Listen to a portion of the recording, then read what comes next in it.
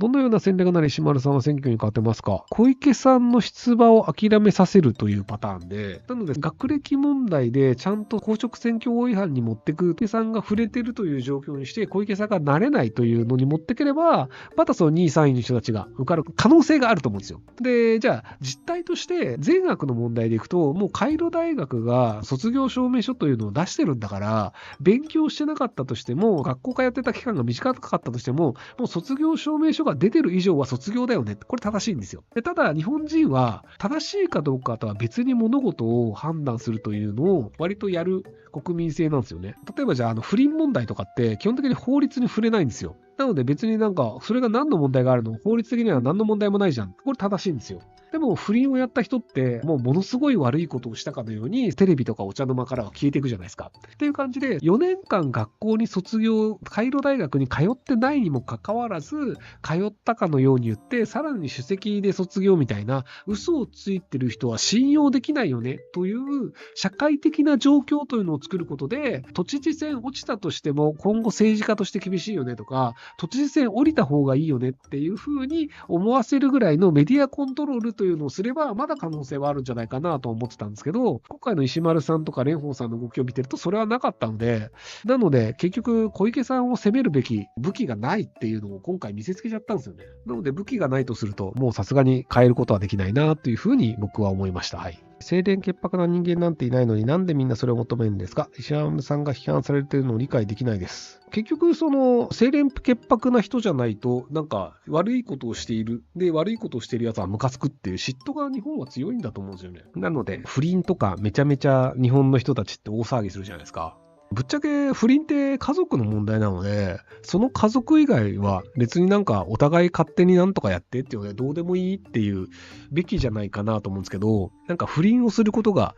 社会的な問題であるみたいなの割となってたりするんですよね。なのでそこら辺がなんか嫉妬心的なのが強いんじゃないかなと思うんですけど。都民ではないのですが、石丸さんの既得権益や老害に真っ向から挑戦する姿に好感が持って頑張ってほしいと思っています。所詮挑戦権なので思想心情は全く気になるのですが、もし落選したら国政への進出が予想されます。石丸さんは左派系みたいな話があったので気になります。本当に左派系なのですか？知りません。いや、僕別に石丸さんの政策をそこまでちゃんと聞いてるわけじゃないですけど、聞いてる限り別になんかそんな左派って感じしないけど、左派なんですか？なので知りたければ多分石丸さんのホームページとかに政策が書いてあるので、それを読めばいいんじゃないかなと思いますけど。石丸元市長の都知事選出馬に対して都民ファーストの議員が絶対に無理的なことを言っていましたが、私は絶対という言葉を使う人間を信用していません。矛盾ですが、絶対なんてないと思っているからです。そこでルーさんの流れますが、絶対が絶対にないということを論破することはできますか？いや、本当に 100% ないと言ってるわけじゃなくて、99.99% が話だと思うんですよ。例えばなんか、いきなりこう爆弾が落ちてきて、蓮舫さんとか小池さんとかがみんな突然死んでしまいましたとかで、玉上さんも死んじゃって、石丸さんしかいないよねってなったら石丸さん受かると思うんですよ。っていう、だいぶ低い確率って話だと思うんですけどね。とはいえ、その若い人たちがいくらこういう候補が受かった方がいいよねと思ってたとしても、日本というのは基本的には高齢者が決める国なので、なので高齢者受けのいい人しか受からないという、そういう現実なんじゃないかなと思いますけどね。なので、良くないよねっていくら思ってたとしても、社会は変わらないので、そこをこう受け入れるしかないっていうのが日本の現状なんじゃないかなというふうに僕は思ってしまうんですけど。で、それを変えるとすると、多分石丸さんがもっと長期的なものの見方をして、僕は長期的なものの見方をしていますっていう風な話をするというパターンだったらまだいけるかもしれないですよね。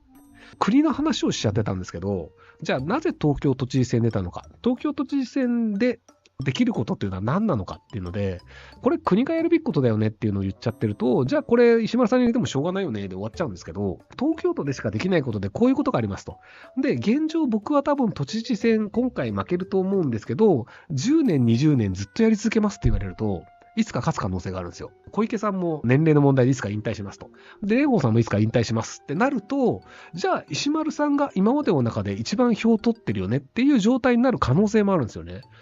なので、勝つまでやり続けます。で、なぜ僕が東京都をやらなきゃいけないかというと、こういうことなんです。なので期待してくださいっていう言い方をして、次回に続けるという形で何度も挑戦するというのであれば、結構意味があるんじゃないかなと思ってたんですけど、なんか言ってる内容が国政でやるべき内容が多かったんですよね。それがなんかもったいないなと思ってて、日本を変えたい。はわかるんですよ。で、東京都の土地になった方が変えられることも多いよね。それはわかるんですよ。でも言ってることが、あれこれ国会でやることじゃねっていうのが多かったので、結果として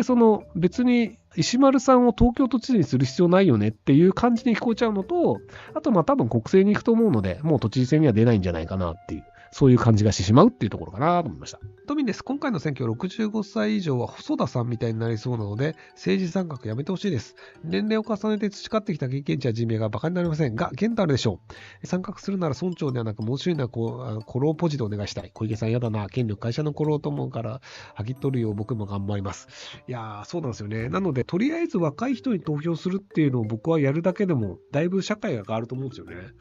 小池さんが嫌だから蓮舫さんを入れるとか、どうせ変わらないから行かないっていう風になると、結局年取った人が勝ち続けるというのが変わらないんですよ。なので、勝たないかもしれないけど、若い人にとりあえず入れるっていうのを習慣化させるっていう方がよっぽど変わると思うんですよね。よく男女平等の話で、クォーター制にして女性の政治家を一定の割合にすればいいじゃないか、みたいな議論があるんですけど、日本の人口って女性の方が多いんですよね。女性のが多く、女性の有権者が多いにもかかわらず、女性が女性に投票しないんですよ。なので結果として男性の政治家が増えるんですよね。僕は女性はとりあえず女性の政治家にしか投票しないっていう、そういう基準であれば女性の政治家が増えるので、より女性の過ごしやすい社会になると思うんですけど、やらないんですよね。で、同じく今の若者たちも若い人たちがいろんな権限持てる方がいいよねって思ってたり言ってはするんですけど、でも投票しないとか、若い人に投票しないとかね。で、選挙に行かないと結局高齢者が高齢者に投票して高齢者が勝つので、なので変わらなかったとしても若い人にとりあえず投票するっていうのをやった方が社会はより良くなる可能性があるので、都民じゃない人が多いみたいですけど、都民の人はとりあえず若い人にいるっていうのをやった方がいいんじゃないかなと思いますけどね。思っても別に変わんないんですけどね、日本は。はい。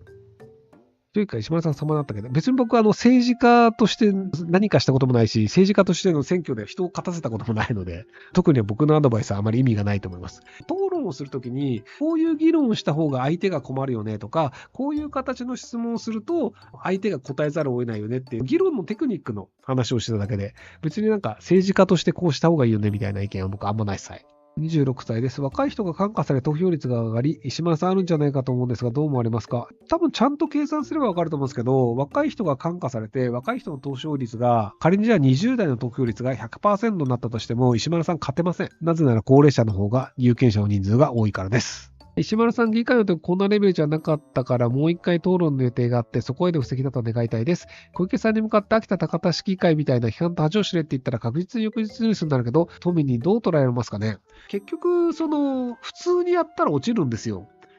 議会の時に恥を知れっていうのを石丸さんが言ったのって、あれちゃんと台本決めて、こういうタイミングでこう言った方がいいよね。で、こうなったら報道されるよって計算づくでやってたって本人おっしゃってたんですよね。なので、明日のニュースになるために、こういうセリフを言うべきであるとか、こういうセリフを引き出すべきであるというところで、もうちょっと石丸さんが傷跡を残すという方向で頑張っていただければ、まだ可能性もあったと思うんですけど、多分傷跡を残すというよりはむしろ、無難に過ごして国会議員を目指すっていうそっち側なのかなというふうにちょっと思いがちな昨今です。